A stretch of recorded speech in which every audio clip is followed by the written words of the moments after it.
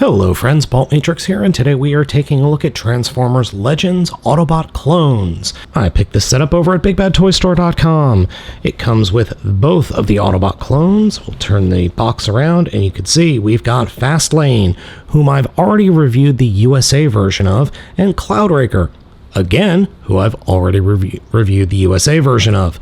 Now, one thing I didn't show you in either of those videos, I don't think, is that these guys work with the Titan Masters. And you can see the seat there for Fastlane and the seat there for Cloudraker. So let's go ahead, open up the box, and take a look at the figures. Other than the figures, the only thing in the packaging is this wonderful booklet. So we have, obviously, the figures here, or the characters, I should say, and their tech specs. Obviously, they are going to be pretty fast. Robot mode, vehicle mode. Then when you open up the pamphlet, there's a nice little Transformers comic book in here. I don't have the translation for it yet. I'm sure it's out there though. And then you open it up again, and here are black and white directions that aren't great, but they're a heck of a lot bigger and much easier to see than the Hasbro versions. As you saw, the figures are packaged in their vehicle modes, and boy, there's a lot more pink on these guys than there are on the USA versions. I've got one of the USA versions here. We'll take a look at the comparison in robot mode in a little bit. Cloudraker is, well, I've already reviewed the figure and it's the same mold, but as I said, there's a lot of pink here in the chest. I still like the vehicle mode. I think it works well. Would have loved to have seen a way for the arms to be underneath the vehicle mode and a bigger, tail fin on the vehicle. Oh well, not that big a deal though.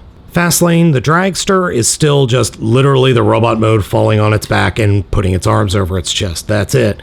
There's not a lot going on here with this vehicle mode. It is very silly, but so is the original G1 figure.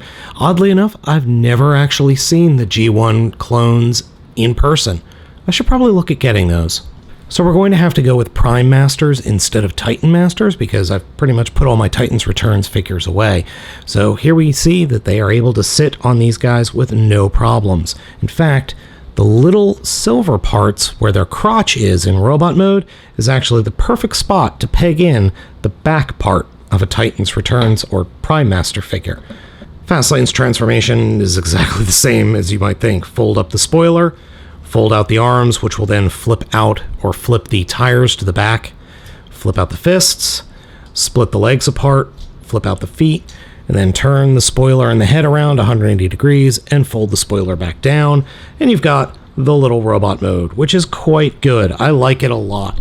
The white and the pink and the red, they do work. I like the coloring, and this is actually the way the figures were colored in the original G1 in Japan.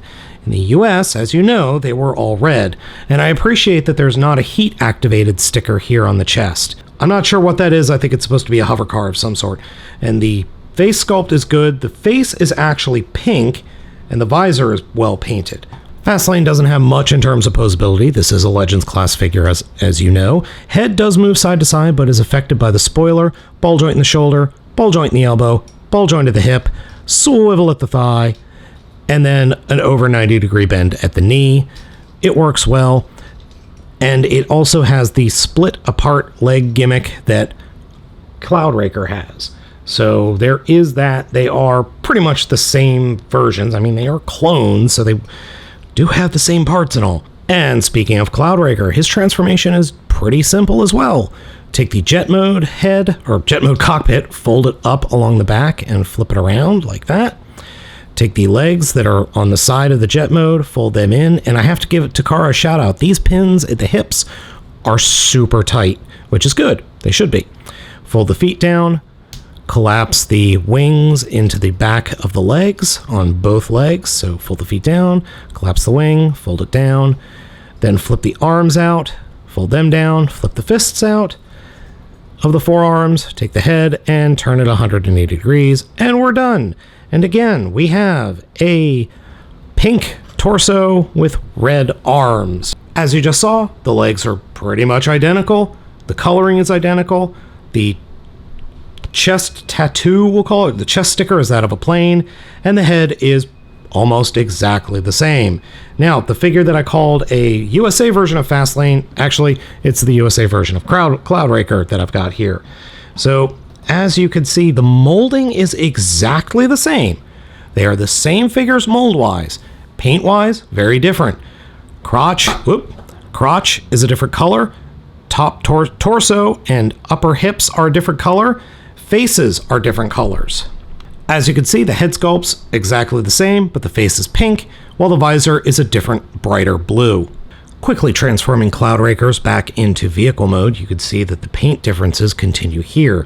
The USA version has a little bit of silver on the front of the cockpit, and then a white cockpit and white, well, upper fuselage. There's none of that on the Takara version, but there is silver where there should be white, or there is white. I think the coloring on the USA version works a little better, but I would have loved silver all across the cockpit as opposed to just this white plastic. I am really smitten with this set. I like it a lot. The pink, though, does throw me a bit, because let's face it, I grew up in the USA where the clones were all red. No pink whatsoever. So it is a little bit weird, but you know what? I can look past that because these guys are pretty awesome. They don't have as much transformation as the original figures of the G1 figures did, but I'm okay with that. And at this size scale, they're just great. Plus, they can hold, like any of the Legends figures, you can incorporate some fun with Prime Masters and Prime Armors, especially with the weapons. I think they're totally worth the money. And Hasbro, get off your duff and just release a 2-pack of these guys already. Stop putting them in random packs or just selling one and then putting the other in a $100 pack. That's ridiculous. Stop it. As I said at the beginning of this review, I picked this set up over at BigBadToyStore.com. You can too. So my friends, let me know what you think of the figures down in the comments. Hit that like button and give me a subscription. And as always, I'm Baltmatrix, and I'll catch you next time.